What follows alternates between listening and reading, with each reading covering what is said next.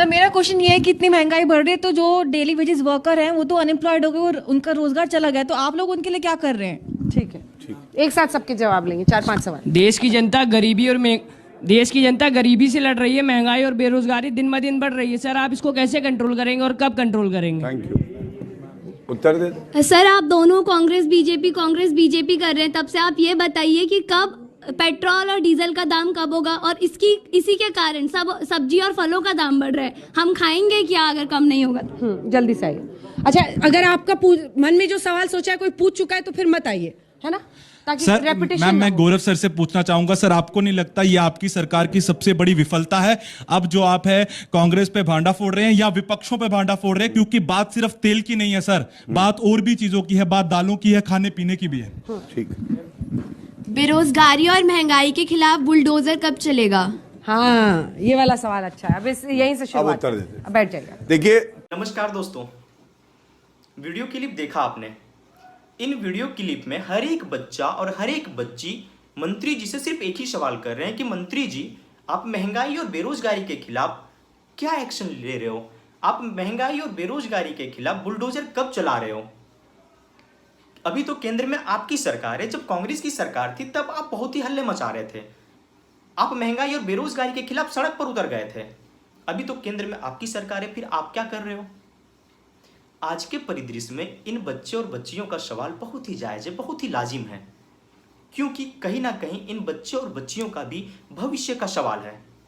तो आज हम इस वीडियो में इन्हीं दो पहलुओं पर समझने की कोशिश करेंगे, इन्हीं दो पहलुओं पर डिस्कस करेंगे। तो चलिए हम इसे समझने की कोशिश करते हैं। हम सब बचपन से पढ़ते आ रहे हैं कि भारत एक विकासशील देश है, India is a developing country.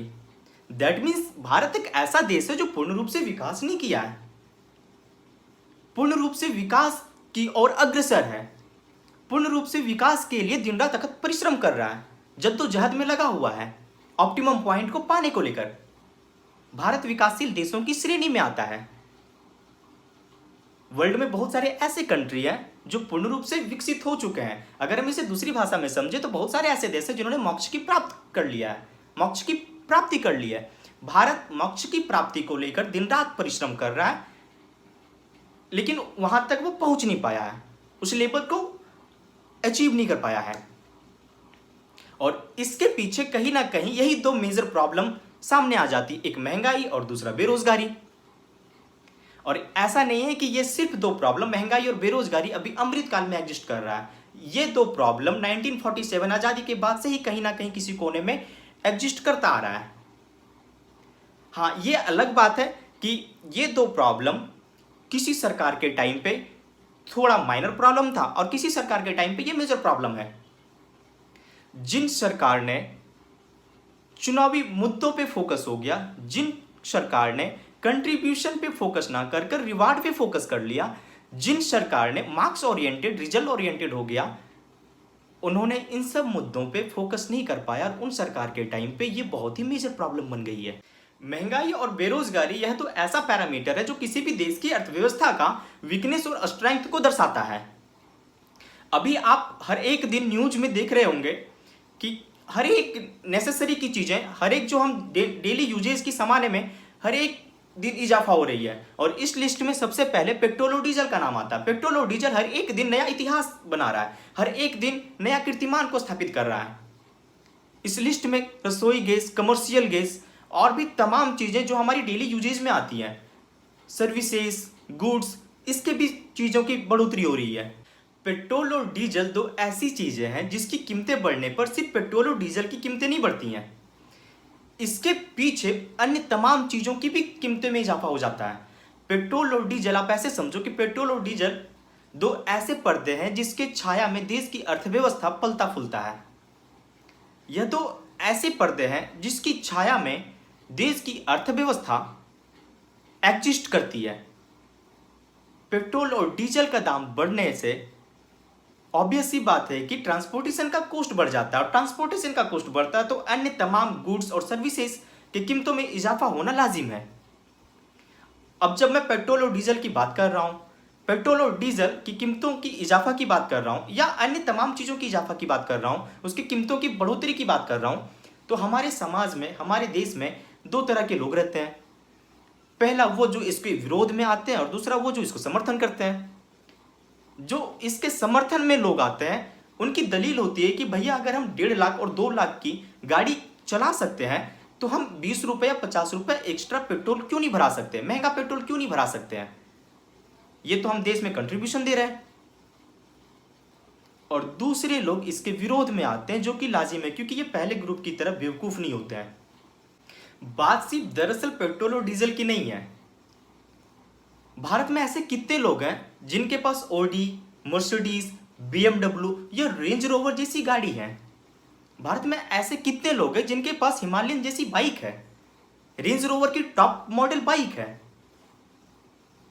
भैया भारत में ऐसे लोग हैं जो सिर्फ अपनी जरूरतों को पूरा करने के लिए सेकेंड हैंड बाइक 10,000 की और सेकेंड हैंड कार 50,000 की खरीद कर सिर्फ जरूरतें पूरा करने के लिए खरीदते हैं और उसको चलाते हैं। और अगर ऐसी सिचुएशन में अगर इन लोगों को सिर्फ महीने के 5 से 10 हजार इनकी मेंटेनेंस पे, डीजल पेट्रोल पे खर्च करनी पड़े तो इनकी कमर तो सीधा 90 डिग्री से झुक जाएगी। भारत में एक लार्ज अमाउंट के लोग कैसे गाड़ियां चला रहे हैं, उनकी मेंटेनेंस की कॉस्ट कैसी है। कितने ऐसे लोग हैं, कितनी परसेंटेज हमारे देश में जिनके पास ऑडी, मर्सिडीज, BMW जैसी गाड़ी है। अभी आप न्यूज में देख रहे होंगे कि पाम ऑयल की कीमतों में भारी इजाफा होने वाली है, जबरदस्त बढ़ोतरी होने वाली है, क्योंकि हम पाम ऑयल सबसे ज्यादा इंडोनेशिया से सप्लाई करवाते हैं और इंडोनेशिया ने अपने फ्यूचर कॉन्शियसनेस को लेकर हाथ खड़े कर दिए हैं। भारत सिर्फ palm oil, edible oil Indonesia से नहीं मंगाता, साउथ अमेरिका, रशिया और यूक्रेन से भी मंगाता है। और ये सारे देशों का हाल अभी बहुत ही खस्ता है। किसी ना किसी कारणवश ये सारे देश ने अभी हाथ खड़े कर दिए हैं। साउथ अमेरिका में सूखा पड़ा हुआ है जिसकी वजह से वहां खेती नहीं हो पाई, खेती बर्बाद हो गई, फसल बर्बाद हो गए, तो वहां से भी सप्लाई मुश्किल है। रशिया और यूक्रेन में युद्ध का इम्पैक्ट पड़ा हुआ है जिसकी वजह से भी वहां से सप्लाई भी उस पर सप्लाई पे असर पड़ा हुआ है। इंडोनेशिया ने तो मैंने पहले बता दिया कि वो फ्यूचर कॉन्शियसनेस को लेकर हाथ खड़े किए हुए हैं। अब ऐसी स्थिति में भारत के पास एक चौथा विकल्प आता है, मलेशिया। अब भैया मलेशिया पूरे ओपेक कंट्री को सप्लाई करता है, तो उसके पास इतनी भी प्रोडक्शन नहीं कि भारत जैसे बड़े देश को वो पूर्ण रूप से सप्लाई कर पाए।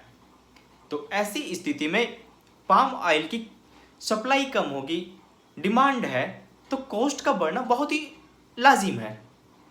तो ऐसी स्थिति में हमारे देश की सरकार ने हम जैसे लोगों के लिए क्या सोच रखा है। दरअसल आज हमने महंगाई के साथ जीना सीख लिया है, क्योंकि जब आप किसी लंबे वक्त तक किसी माहौल में रहते तो वही माहौल आपका घर बन जाता है।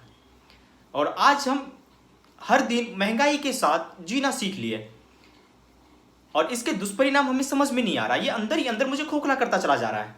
भारत के प्रधान जी द्वारा गरीब कल्याण अन्न योजना के तहत 80 करोड़ लोगों को पिछले 2 साल से मुफ्त अनाज दिया जा रहा है। मतलब आप इसको ऐसे समझो कि देश में 80 करोड़ लोग मुफ्त के अनाज पे टिके हुए हैं। उनकी जिंदगी की गुजर बसर मुफ्त के अनाज की वजह से चल रही है। क्या ये गरीब लोग, क्या इनकी कोई और लालसा नहीं है? क्या इनकी यही आस है? छोटे खुदरा दुकानदारों की स्थिति बहुत दयनीय है, क्योंकि हर 1-2 दिन में महंगाई इतनी चरम पर पहुंच जाती है, एक नया कीर्तिमान को स्थापित कर जाता है, एक नया इतिहास रच देता है। तो छोटे दुकानदार इसमें ऋण में, बड़े अमाउंट की ऋण में फंसते चले जाते हैं। आए दिन बहुत सारे ऐसे छोटे दुकानदार हैं जिन्होंने सुसाइड तक कर लिया।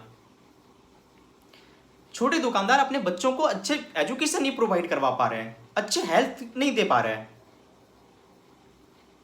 उनके भी बच्चों का, उनकी भी बच्चियों का यही सवाल है कि ये महंगाई और बेरोजगारी पे बुलडोजर कब चलेगा। मैं आपको बता दूं, ये देश बड़े बड़े उद्योगपतियों से नहीं चलता। ये देश उन लोगों से नहीं चलता जो एसी में बैठे हुए हैं, जिनके चेहरे पे पसीने की एक बूंद नहीं दिखती है। ये देश असल मायने में उन मजदूरों से, उन कामगारों से चलता है जो 80 करोड़ लोग हैं, जो प्रधानमंत्री जी के द्वारा गरीब कल्याण अन्न योजना के तहत मुफ्त की अनाज दे रहे हैं। उन लोगों के द्वारा ये देश चलता है, उन छोटे छोटे कामगारों से ये देश चलता है। ये देश असल मायने में छोटे दुकानदार, कृषक, कारपेंटर, मेसन, कोबलर, प्लम्बर, इन लोगों से चलता है। अगर ये छोटे लोग 10 दिन के लिए स्ट्राइक कर दे तो ये देश एक कदम आगे नहीं बढ़ पाएगा, क्योंकि ये बड़े बड़े लोग एक मेडिएटर का काम करते हैं। असल मायने में काम तो छोटे लोग करते हैं। अभी हाल ही में मजदूर दिवस समाप्त हुई है। क्या मजदूर दिवस सिर्फ मना लेने भर से उनके अधिकारों की बात हो जाएगी? क्या 1 मई को लेबर डे हम सेलिब्रेट कर लेंगे तो मजदूरों के हित की बात हो जाएगी? मजदूरों की असल मायने में हित की बात तब होगी जब मजदूरों के उसके हिसाब करेंगे, उसके पसीने सूखने से पहले उनके पैसे दिए जाएंगे। महंगाई जैसे जैसे अपने चरम पे जा रही है,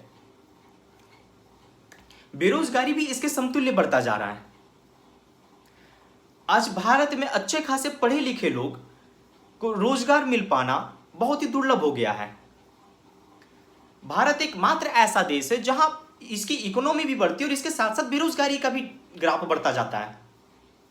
क्योंकि आज भारत में जीडीपी का मतलब ही चेंज हो गया, बदल गया जीडीपी का मतलब। भारत में जीडीपी का मतलब इतना बदल गया है कि आप इसको ऐसे समझ लो कि एक एक कंस्ट्रक्शन बनाने के लिए 10-10 बार काम किए जाते हैं। एक बार सड़क बनी, फिर वो टूट गया, नई सड़क टूट गई, फिर उसको बनाया गया।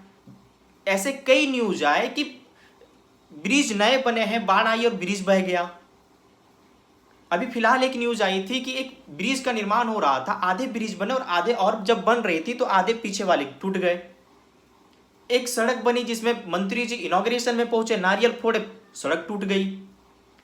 तो इसमें जो रिसाइकल होता है पैसे का, इससे भी जीडीपी इंक्रीमेंट होती है हमारी।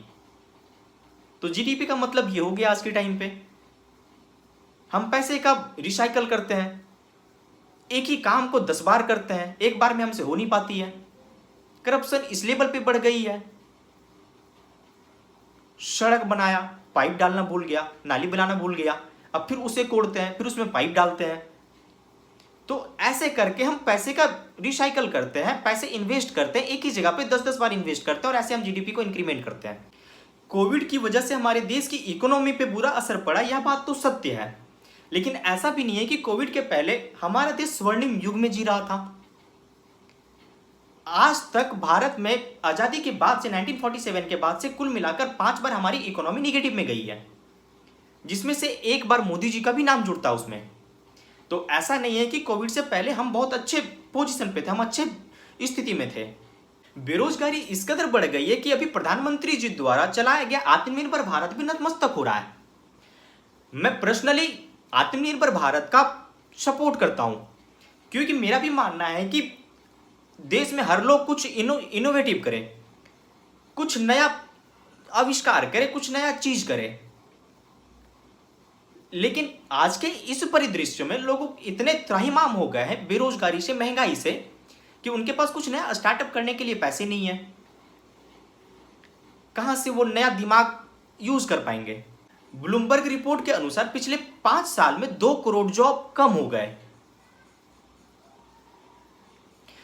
वहीं एक आंकड़ा बताता है कि अगर भारत को global employment rate standard maintain करना है तो 187.5 मिलियन, मतलब 19 करोड़, लगभग 19 करोड़ नए रोजगार पैदा करने होंगे, नए रोजगार देने होंगे लोगों को, तब एक global employment rate standard maintain होगा।